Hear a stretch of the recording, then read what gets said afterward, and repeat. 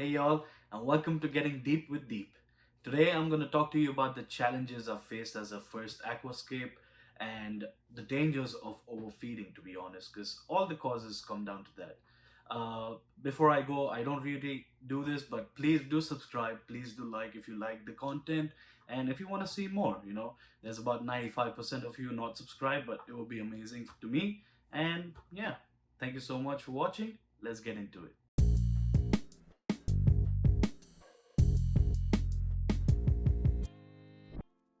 All right. Well, first, if you've seen my previous videos, I had only snails in the tank with the plants, right?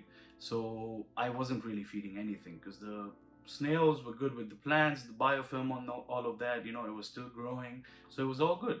Then I added shrimp. Now, when I got the shrimp, I didn't really buy any food. I asked for the person who gave me the shrimp to give me some food. It had crushed flakes and some pellets, right? So he said, just feed them a tinge. That should be good enough because I had 10 of them and they don't really need to eat much. Now the thing is, I had choya wood. Yeah, I have all these plants, so even that has a lot of biofilm. So you don't really have to feed them a lot all the time. But me being the first time, fish keeper, shrimp keeper, and all of that, I started feeding them a tinge, but every day. I was feeding them every day. I thought, okay, that's fine. They need to eat because I don't know if they have enough source of food in there. Uh, well, it turns out I was feeding them a bit too much feeding them every day was a bit too much because my snails got enough food and they started reproducing. Now, ramshorn snails usually would reproduce, and they are asexual creatures too, and they would reproduce when they have enough food material in their surroundings, thinking this is enough to sustain more of us, right? So that's why that's how it works, and you control by feeding less. Now, I thought it would be okay. What happened is, because of the feeding, it turns out it wasn't just that I was overfeeding. Parasites started coming in, and my shrimp had these parasites on their face. Unfortunately, I forgot their name, but uh, what happened was, I looked it up. I got freaked out. I was looking at every possible. I thought it was planaria at first, and all of that, but turns out it's a parasite that is in a symbiotic relationship with the shrimp.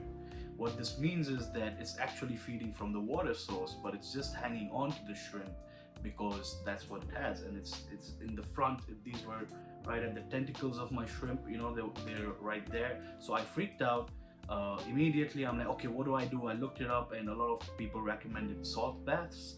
Now, that's where I made a mistake. First of all, I used some Himalayan salt. Okay, you have to get aquarium salt. I am telling this to be honest, and this is what I did. And I tried to catch one of them. I put them in a salt bath and I put them back. Okay.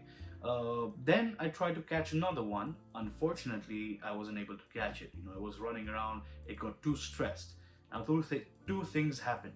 The next day, I see the other shrimp that I actually was able to catch and give a salt bath. Its color started changing, and of course, it did kind of get rid of the parasite, so that was good, but the color started changing. And after a day or two, I found the shrimp that I wasn't able to catch died. That is due to me giving it too much stress because I was chasing it around. That's my mistake as well. Unfortunately, it died, but I was worried, and I looked up a lot of material.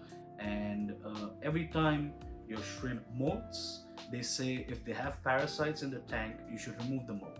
So what I did was, okay, I did not do any more salt baths. I've left it alone.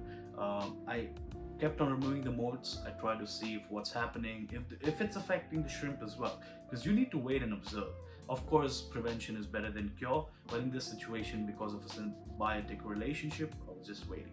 So I looked, they were fine. After a few days, actually, they didn't have any. Then they kept coming back, and they keep going and coming back. So I said, okay, that's all right. So I tried to feed as less as possible, but me being me, my heart also doesn't let me stop feeding them, if you know what I mean. I feel like they do need food, but what I still don't realize is that they have all of this. That is why I've created an ecosystem. There's a lot of seed shrimp, there's detritus worms. I think I've also seen cephalopods in there. So yeah, that happened. But then I tried to feed less now, but then I got chili rasboras. Those were the first fish I got in the tank, and I added them. And at first everything was fine. They were still getting used to the environment. So of course when you first add them, they de-stress and the color goes almost pale. After which I started feeding them and they were doing good, they were happy, they were coloring up. But as soon as they were coloring up, I started seeing spots on them. And these were little spots, like I saw 3 spots on the tail of one, with not more. I saw 1 spot on like the back of the on the near the head of the other, and I started freaking out. I'm like, okay, what's this? And of course, I mean, I did not have an idea of ick, so I'm like, okay, this is ick, this is bad. So I contacted Eric, who you've seen in the previous video, and I said, hey Eric, this is what's going on. He's like, okay, relax, it's just ick, don't freak out, wait for it, see what happens, because on the day that I first found out, like, wait for it, don't freak out, just relax and see what happens. Turns out the next day the ick was gone. Now after during this whole process, again, I realized it was overfeeding. So I did start feeding very less, right? Because when I was feeding, I was thinking, okay, I'm feeding the fish, I'm feeding the shrimp, and maybe a little bit of the snails. Well, but what you gotta understand is you feeding the fish, eventually some of it goes down, feeds the shrimp, and they don't really, like the snails don't really need more food because they're already eating my dead leaf material, off the plants as well. Any dead leaves, they're eating them and stuff like that. So, okay, I was alright. I was not feeding too much, slow and steady wins the race. So I tried to feed less and less, but I was still feeding every day because with fish, I don't really want to risk it not giving them, but they're used to it. Now I'm spoiling them basically, right? Eventually I added some pygmy cories, and they were fine. They are fine. Unfortunately, one of them had I think in the transport or something, one of the fin was nipped a bit, but it is doing okay. It was swimming around, everyone was doing great. I started feeding actually, yeah, I was feeding them powdered food and with the flakes I had before, and I got some semi-sinking pellets as well, fuel bug bites, I think. So during this whole process, I hadn't started really feeding frozen baby brine shrimp, right? Just before I started feeding frozen baby brine shrimp, I started seeing hydra occur. Now when I looked it up, hydra is like almost like a sea anemone, but for freshwater, really small tentacle-like thing that grows in the tank. So with hydra, they say if you're feeding a lot of live foods like live baby brine and stuff like that, they tend to come through to your tank. But I wasn't really feeding them all of that. But also I looked it up, an aquarium corp, one of them, Corey, I think, said that, hey, it could also be powdered foods. Well, I'm like, okay, I'm not gonna freak out. This time I did not freak out. I was waiting to see. They were very less at the beginning, but now they have grown quite a lot. With not sea anemones, with hydra, thing is, so they do affect your fish fry and your baby shrimp. Why is that? They have these tentacles that anything that comes across, the natural instinct is to sting it and shrink. So when they do that, their tentacles do kind of have a numbing effect on these baby shrimp and baby fry. So what it could do is also stress them a lot. That could be a cause of death. Or if they're small enough and the hydra is big enough, it could just grab the fish or the shrimp and just eat it up, right? So now they have grown a lot. They're all over my my hardscape, they're over my plants, they're all on my glass.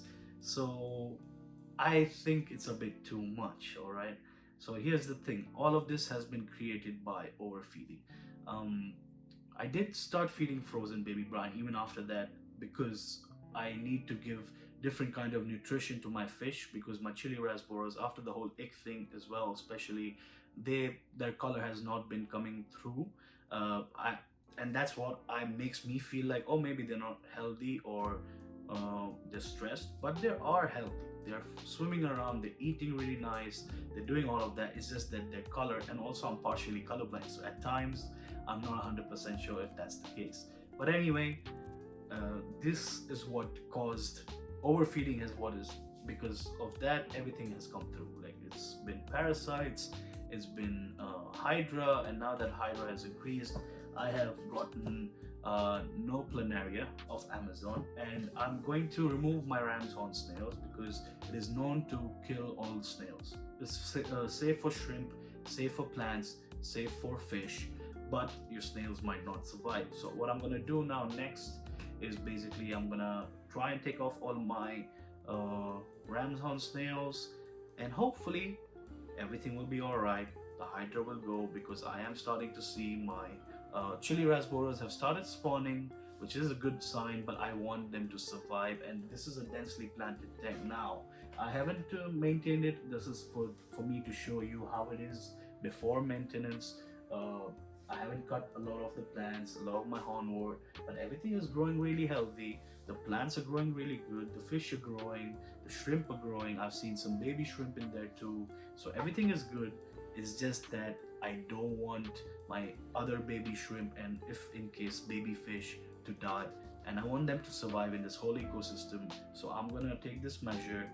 It's a chemical measure. You don't really have to take chemical measures. There are other measures you can take by adding. I think there are some gouramis you can add, some rainbow fish, sometimes even guppies would also eat hydra. Now you gotta remember, I don't know if that's their choice of food. So sometimes maybe with guppies you might have to not feed them for a day or two, and then they might eat hydra. So this is my theory, I don't know, but I can't add more fish. I don't really want to. Some people might say it is overstocked right now, but here's the thing, my plants are really growing dense. Everyone has their own space. My shrimp, I barely even see. I've not seen the baby shrimp. I've only seen two, and they've come out only occasionally. Now they're coming out more, but they only come out occasionally because that's how many places there are to hide. My pygmy cories are mostly chilling on the substrate somewhere around, and my chili rasboras each have their own area as well, because they are territorial. So sometimes they do some of them do seclude themselves, and they're just there swimming around. So everyone has their own space, everyone is healthy. I've also added a new hardscape, by the way. There's a new piece of wood extruding from the back, giving another nice angle. Another nice angle. But yeah, so this is what I wanted to talk to you about. Not everything is great, sometimes things are bad too. So I wanted to speak about that and let you all know what's going on. But yeah, I'll keep you updated with what happens with planaria, how it goes, if there are any other challenges I've faced and all of that. But thank you for watching till now, and hope to catch you on the next one. Please do subscribe and give a like.